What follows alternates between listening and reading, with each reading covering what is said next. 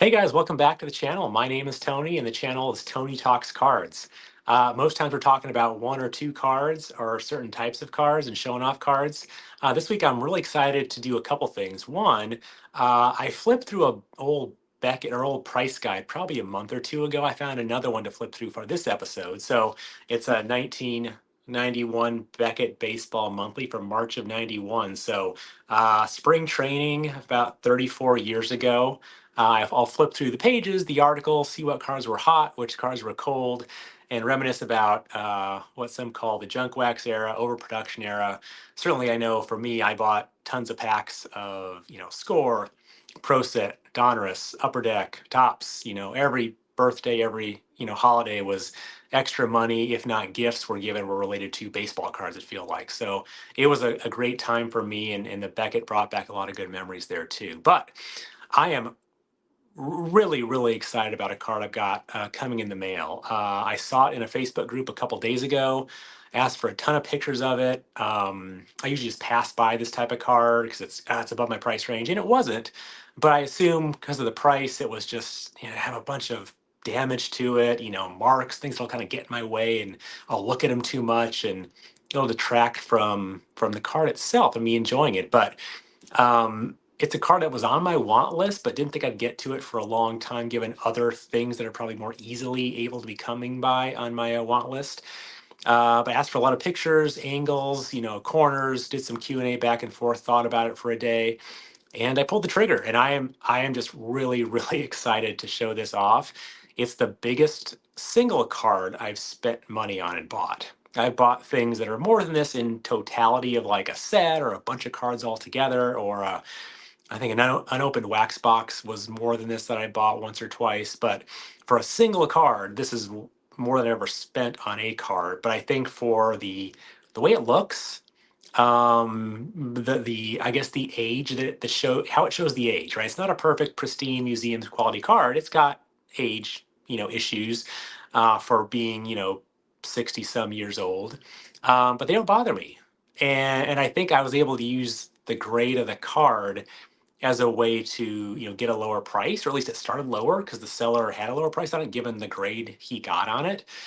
But the grade is just one person's example or estimation of what it would grade at with SGC in this case. But the card itself, if it was outside of the graded plastic, picturing it without the slab around it, yeah, there's some things to it that aren't perfect, but they kind of give it some character. And so I'm really happy to have found this. I didn't think I was going to spend this money on this card in March of 2025. I thought if I was going to the national, I will be going to the national in July and August. I thought maybe that'd be one of my top 10 possible cards. I found it in Chicago from a dealer. We worked out a deal, could talk about it, look at it in the light, all the angles, and really feel it and touch it.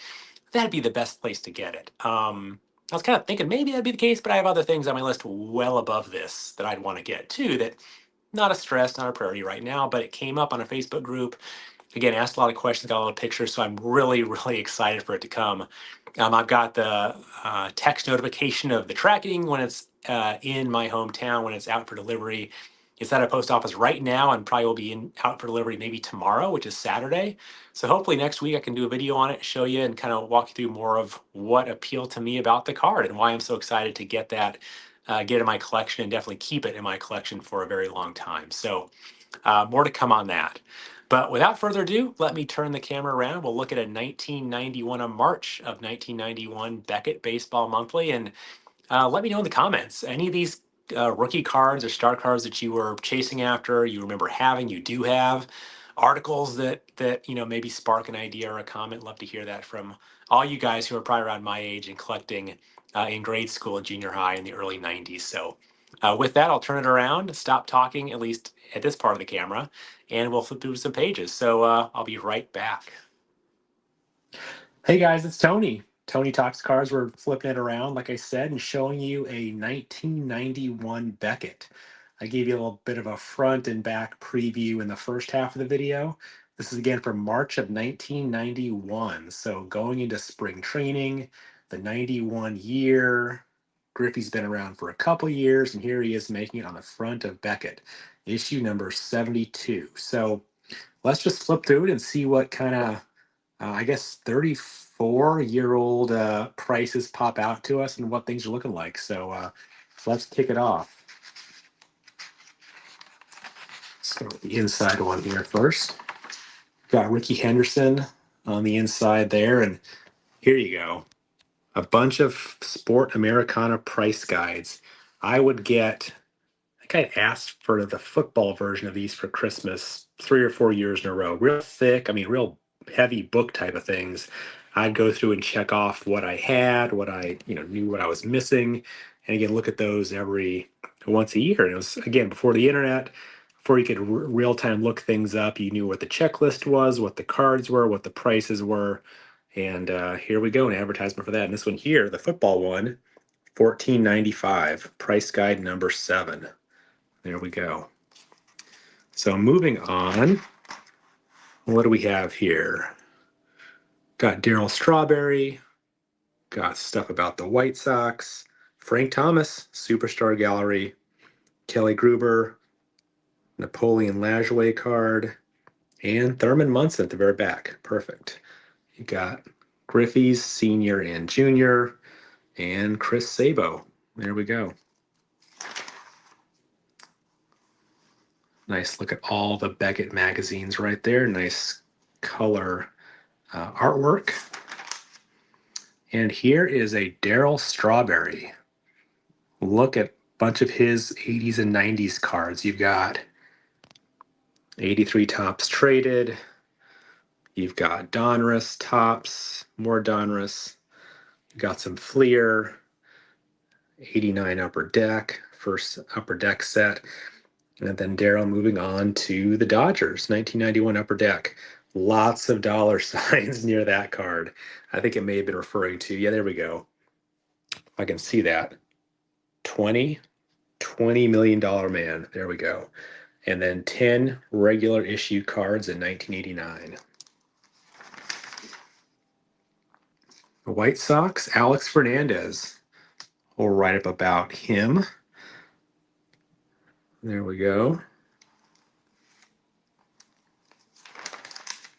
And some more White Sox. Look at that. Frank Thomas on the left side and then Robin Ventura on the right side.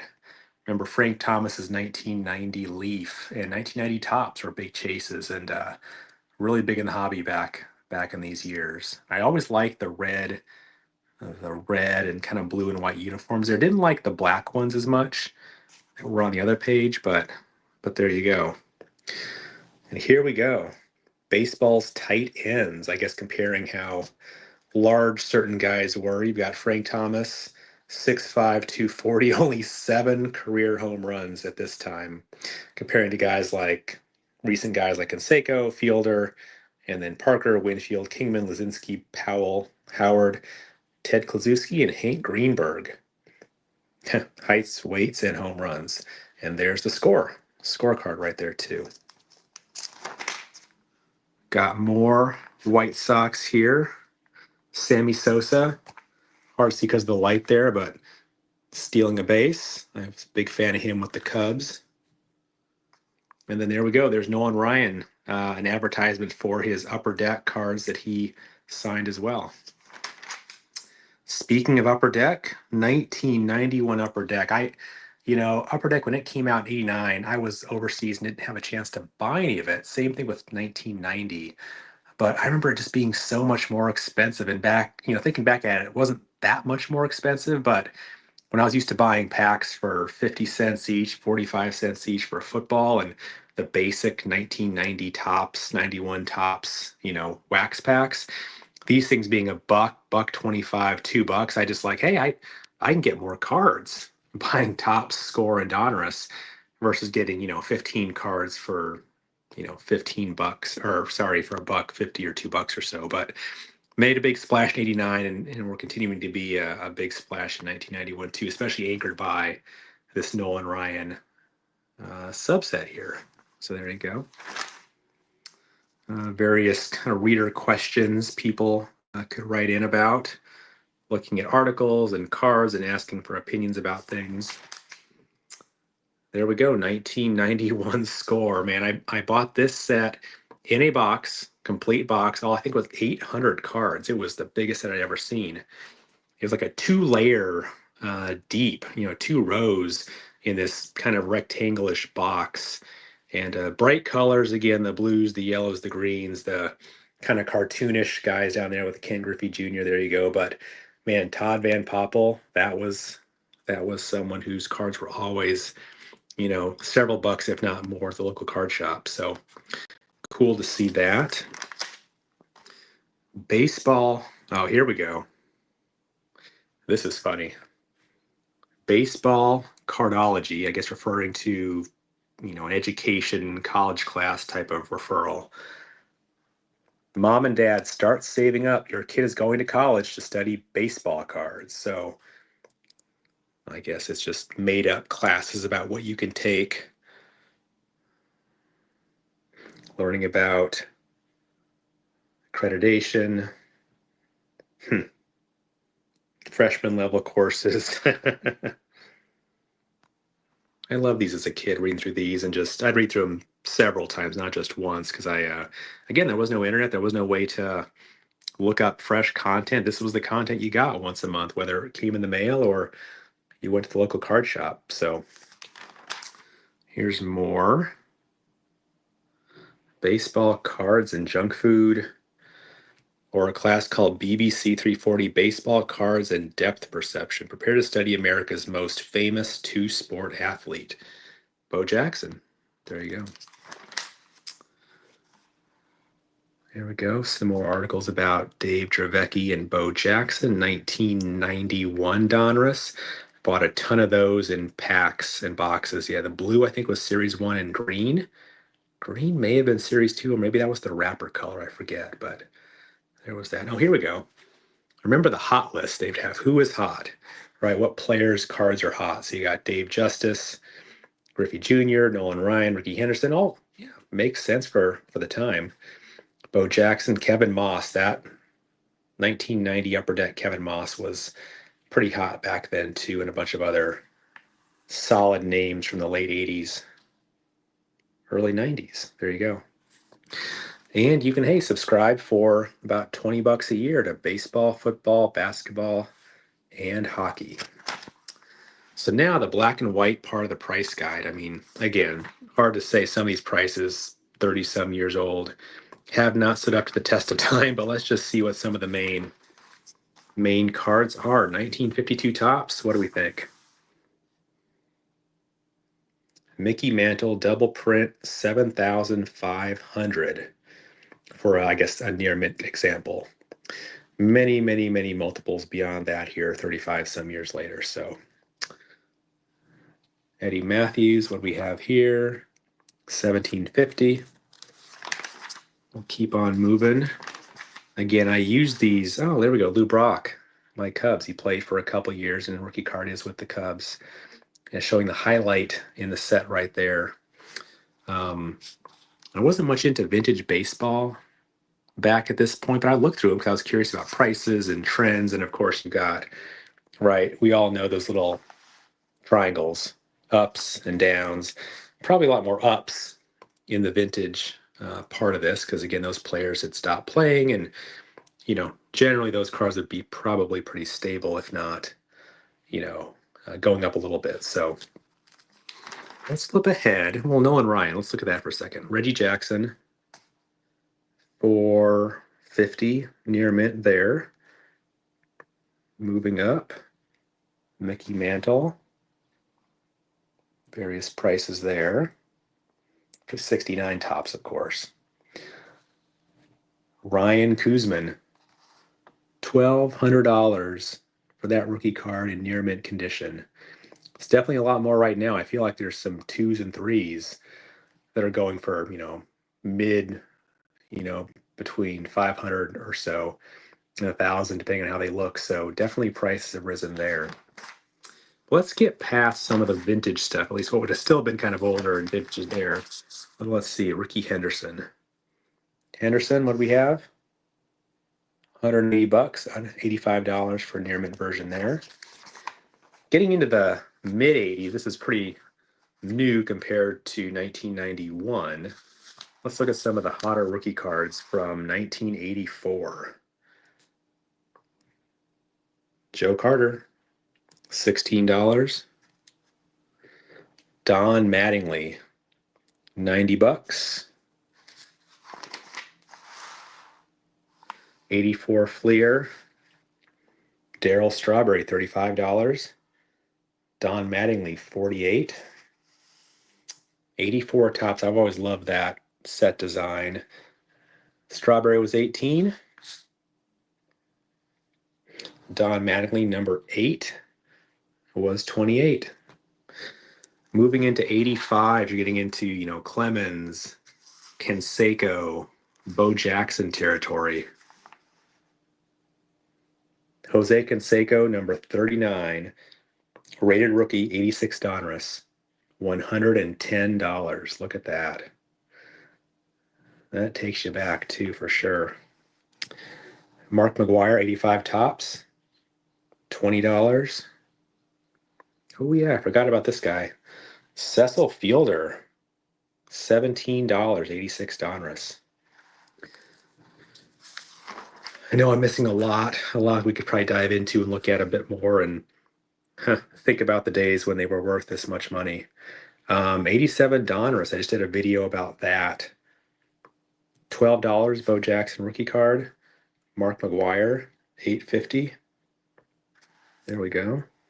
Even 87 Donruss Canseco, the base card, was $10. There you go. Moving into, let's see here, 87 Tops. Look at that.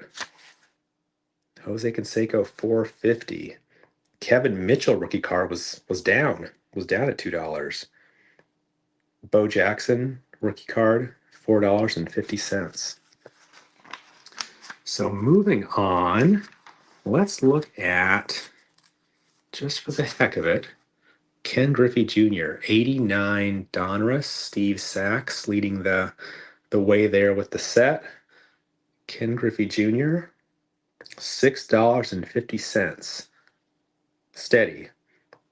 But it's funny seeing 12 cents, 18 cents, 20 cents. Pennies were important. Less so than, or more so than right now, for sure. And then 89 Upper Deck, of course, Ken Griffey Jr. leading the way there. Card number 1 showing up with the up triangles, $35 for that rookie card. And there's the Dale Murphy reverse negative card going down at $85. So yeah, kind of cool to see some of the stuff. The guys that were worth even pennies, right? Maybe worth more right now, but some of the guys that were worth several dollars certainly have come down in price. 1989 score. I didn't buy a lot of this, but love the colors, love the green, how bright they were. 1990 score. Kevin Moss rookie, $3 and holding steady. There you go. So, and down below, we've got Frank Thomas at $3.75. Cool. Let's keep on skipping ahead. There's clearly this Beckett got larger and larger as as the companies produced more and more cards. You can see that even like with 1991 score, Series 2 had its own, half a page of all these cards.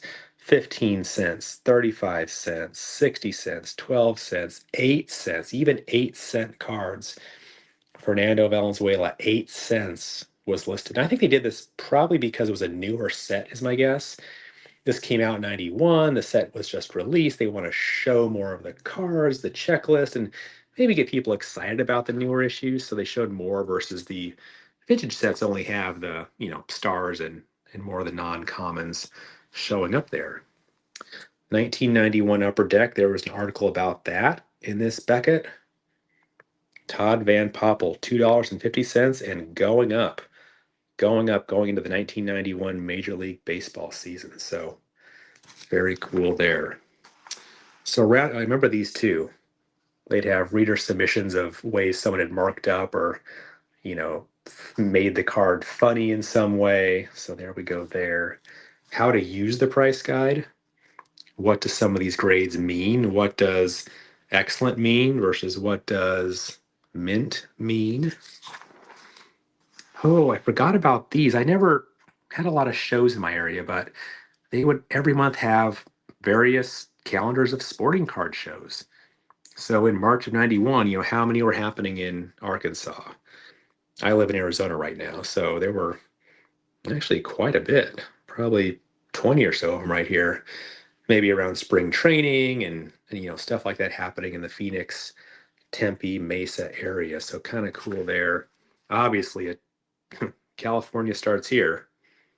All of these are California. You got phone numbers, you got prices to attend, you've got the city, the address.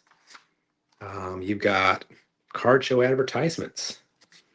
You've got the Santa Clara Sports Card Show with Ronnie Lott in the Mervyn's Plaza. Mervyn's, that's a name you don't hear too much or haven't heard in a long time. You've got a St. Louis card show with various signers. Look at that. Some of the pre-1950s guys too, and 50s guys there too signing. Moving through the calendar, got a little list here of kind of small advertisements of various card shops in various cities. So you can see there, maybe your card shop showed up here. Maybe this is how you found out about them. How you called them, no email. You had the owner's name, the phone number, the address. Go by and check them out. Even more over here. There we go. Coin shop with Ryan Sandberg's picture. A survey. Now, I never filled these out. I don't think I did, but I guess you could have used this to talk about what you think was changing. You'll be eligible for a free 6-month subscription if you fill this out. Price changes. New price, number, name, year, and set. And at the bottom, who's hot and who is cold. Got readers writing in about various cards, prior magazines. Got an article about Kelly Gruber from Toronto, all in color. Make sure I didn't skip a page there. There we go. Some pictures with players, fans with players. You've got Benny Santiago, you've got Reggie Jackson. Hey, and here's the addresses of the various stadiums. I guess you could write in to get autographs. Yeah. I should have done this. I never did this, but man, they put the stadium address right there, and you can mail in and ask your favorite player to sign, maybe. So there you go. We've got a Carlton Fisk article.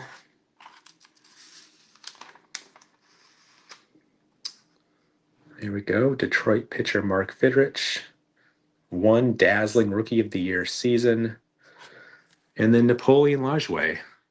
This is one of those examples where, this card predated my grandparents, let alone my parents and me, but Beckett and other things like this, other magazines like this would educate me on cards I'd never even heard of or seen before, never seen in person. But these players from, at this point, 80 years ago, and what they meant for the game. So kind of cool to see that. Pictures of him, right? Picture of his card. And then I remember reading about this card and just some of the legend and lore of this card, number 106 from the 1933 Gaudy set, how it came to be, how you could have bought it, sent away for it. I forget what it was, but yeah, history. I like that aspect of it too. More about him. There we go. Bobby Bonilla. Cecil Fielder, 91 score right there. Got Matt Williams, 91 Donruss, Diamond King, I believe. You've got a Barry Bonds as a Pirate. There's a Lou Gehrig picture and a little write-up about him. What's this? Opening day is just around the corner, and the youngsters in the AL are pumped up and ready to sink their cleats into Major League turf. Here we go. Prospects grading scale. A being star ability, F being buy a lunch bucket and get a job. Yikes. Who do we have here? Anybody that stands out? You got Derek Bell. Remember him. Tino Martinez. There you go. Mike Messina. Both B pluses. Very good there. Dave Segui. Mo Vaughn. Solid B. And Mark Whitten. So there we go. AL Rookie of the Year picks: Tino Martinez of the Mariners, Dave Segui of the Orioles, Mark Whitten, Mo Vaughn, Mike Messina. I guess where this was the guesses right there. We'll write up on Fernando Valenzuela. Advertisement for Michael Jordan's Playground. There you go. You could order back issues. I didn't realize that. So you could order old issues of Beckett's, maybe if you wanted to, again, look for your favorite players on the front, collect old issues. I know it's kind of small, but you've got Beckett football as well. Go back and order those if you need to. Talking about error cards. A Thurman Munson write-up. Nice big picture there. And then here we go. 1991 Fleer Mark McGuire. Complacent, Donruss, and Trailblazing Fleer issued 1991 sets to different reactions. There's been lots of talk, I know, around 91 Fleer in some Facebook circles, and I didn't like the yellow. The yellow is not a natural card color for me. These were cool. These were definitely cool. Didn't buy 91 Fleer, did buy a lot of Donruss, like I said, Series 1, Series 2. Talking about various special issues inside of them. Ryan Sandberg, Nolan Ryan. Talking about Fleer here. Blazing yellow borders with attractive black lettering. There you go. So, got to know what's going on with the new sets coming out. And then, nice picture of Casey Stengel there too. And like I showed originally, here is the back. Darryl Strawberry is a smiling new LA Dodger. So that was March 1991. It's a lot. Thanks for bearing with me through almost 24 minutes of flipping through this. If nothing else, maybe it brought back some memories of some articles, some inserts, some cards, some of the prices of what things were 34 years ago or so. Thanks for hanging with me, and thanks again for watching, and I will talk to you soon. Bye.